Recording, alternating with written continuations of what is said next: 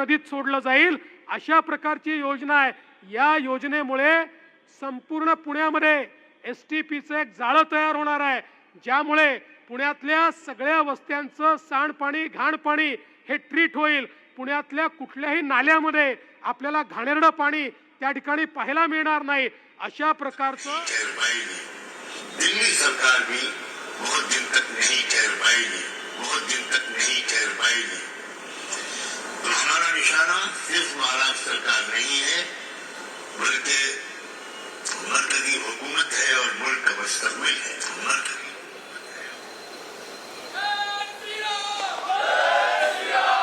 आता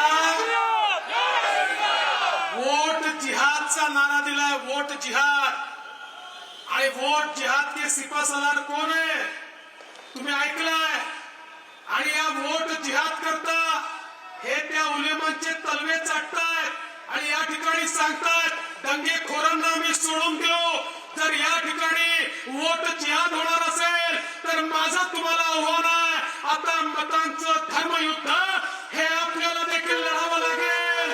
आता एक राहिलो तर सेफ राहो, अगर एक है तो सेफ है, अगर एक है, एक है, एक है। मी तुम्हाला ही विनंती करण्याकरता आलोय आणि यांचे इरादे केवळ महाराष्ट्र नाही आहे, यांचे इरादे दिल्ली सरकार हलवण्याचे इरादे आहे। हे छोटे इरादे ठेवून या ठिकाणी आलेले नाही, या देशाला अस्थिर करण्याचं काम करतायत आणि त्याच्यामध्ये ही महाविकास आघाडी आज सामील झालेली आहे। आणि म्हणून भीमराव अण्णा तापकीर यांची निवडणूक नाही आहे, ही तुमची निवडणूक आहे, तुमच्या पुढच्या पिढ्यांची निवडणूक आहे। आता जागे झाले नाही तर कधी जागणार नाही, तुम्हाला जागवण्याकरता आलोय। आणि म्हणून ही कमळाची कटार ही केवळ तुमच्या पुढच्या पिढी करता 20 तारखेला दाबा आणि यांचे नापाक इरादे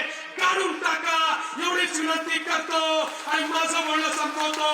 धन्यवाद।